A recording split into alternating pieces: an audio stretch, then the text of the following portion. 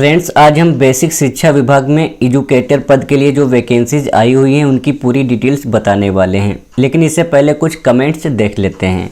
जैसे कि एक कमेंट हितेश भाई का आया है। इन्होंने कमेंट किया है, मैं आपके सारे वीडियो देखता हूं, लेकिन जब 10 से 20 हज़ार के बीच में सेलेक्ट करता हूं तो नो रिकाउंट फाउंड बताता है, उसमें कोई भी वैकेंसीज नहीं दिखती हैं। ऐसा इनका कुछ कमेंट है।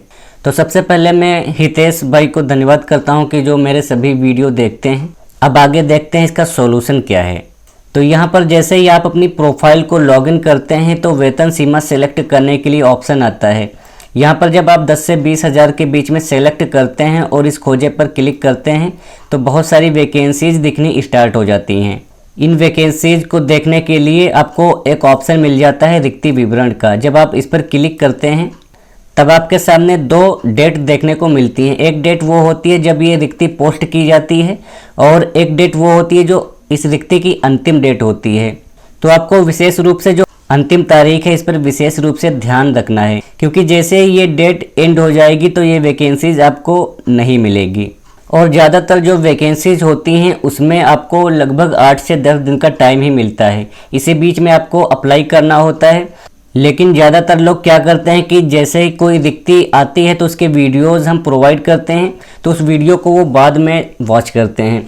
तो तब तक ये जो डेट होती है एंड हो चुकी होती है, इसलिए आपको ये रिक्तियाँ नहीं दिखती हैं और आप कमेंट करते हैं कि वो रिक्ति नहीं दिख रही है। और इसी के साथ में कुछ यहाँ पर क्रमांक भी होते हैं। जैसे कि कोई भी रिक्ति हम बताते हैं तो कुछ क्रमांक पर होती हैं। जैसे अभी ये 3 नंबर पर ये वैकेंसी दिख रही है, ये 2 नंबर पर दिख रही है, लेकिन कोई ज़रूरी नहीं है कि ये इसी नंबर पर रहें।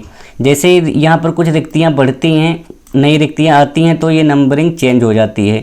तो आप इसको अपने हिसाब से देख सकते हैं। हम वीडियो में जानकारी प्रोवाइड करते हैं, तो आप बस ये देख लीजिए कि कौन सी रिक्ति के बारे में हमने बताया था, तो उसको आप फाइंड कर सकते हैं। इसके बाद में दूसरा कमेंट तो इन्होंने लिखा है, आप हमेशा गलत जानकारी देते हैं। हम बताना चाहेंगे, हम कोई भी जानकारी गलत प्रस्तुत नहीं करते हैं। जो भी सेवा योजना पोर्टल पर वैकेंसीज आती हैं उन्हें ही हम दिखाते हैं। बस आप गलती ये करते हैं कि उस वैकेंसीज को देखने में थोड़ी देरी कर देते हैं, इसलिए आपको वो नहीं दिखती है। तो आप जल्द से जल्द जब देखेंगे, जब तक डेट एंड ना हो उससे पहले ही देख लीजिए, तभी आपको दिखेगी। और कुछ लोगों का मानना है कि ये एक फेक जो जानकारी हम नौकरी की देते हैं ये फेक होती हैं। तो किसी भी तरीके से फेक नहीं है, क्योंकि सेवा योजना की जो वेबसाइट है रोजगार संगम की, ये उत्तर प्रदेश सरकार की ऑफिशियल साइट है। यहाँ पर जो भी भर्तियाँ आती हैं वो पूरी तरीके से ऑथेंटिकेट और जेन्युइन भर्ती होती हैं। बस आपको ज़्यादा से ज़्यादा रिक्तियों में अप्लाई करना होता है, तभी आपके सिलेक्शन के चांस बढ़ जाते हैं। इसके अलावा भी बहुत सारे कमेंट्स आते हैं जिनके रिप्लाई हम समय समय पर देते रहते हैं और वीडियो के जरिए भी कमेंट के रिप्लाई हम देते रहते हैं। तो चलिए आज की रिक्ति के बारे में देख लेते हैं। रिक्ति की विवरण को देखने के लिए आपको सेवा योजना पोर्टल पर आना होगा, जिसकी लिंक हमने डिस्क्रिप्शन बॉक्स में प्रोवाइड कर दी है। यहाँ पर सबसे पहले आपको एज ए जॉब सीकर के रूप में न्यू अकाउंट क्रिएट करना होता है। अकाउंट कैसे क्रिएट करना होता है और कैसे प्रोफाइल को मैनेज किया जाता है, सारी डिटेल्स हमने एक वीडियो में बताई थी। उस वीडियो की लिंक भी आपको डिस्क्रिप्शन बॉक्स में मिल जाएगी। इसके बाद में आपको इस लॉगिन पर क्लिक करना है। अब आप अपनी यूजर आईडी पासवर्ड डालेंगे और इस कैप्चा को फिल करके सबमिट कर देंगे।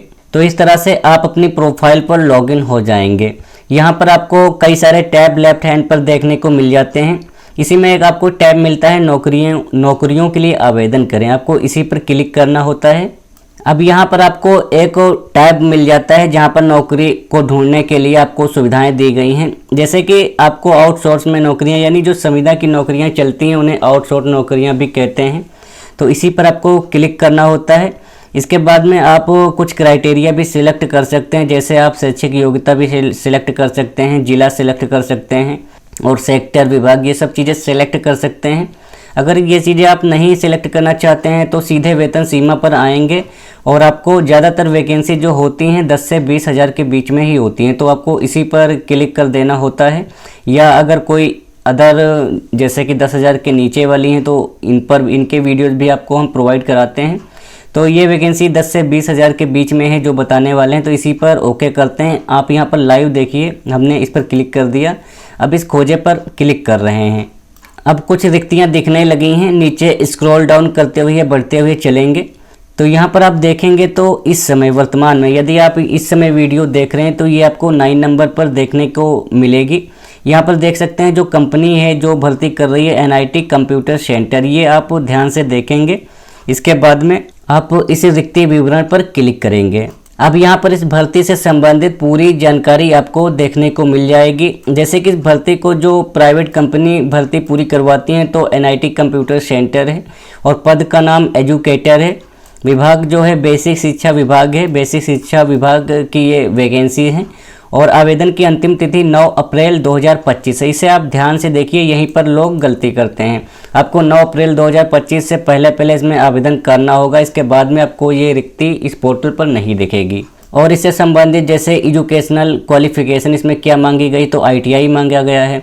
तो ITI इलेक्ट्रीशियन से मांगा गया है, तो इसका मतलब आप हाई स्कूल पास हों और उसके बाद में आपके पास इलेक्ट्रीशियन का डिप्लोमा होना चाहिए ITI का, तभी आप इसके लिए अप्लाई कर पाएंगे।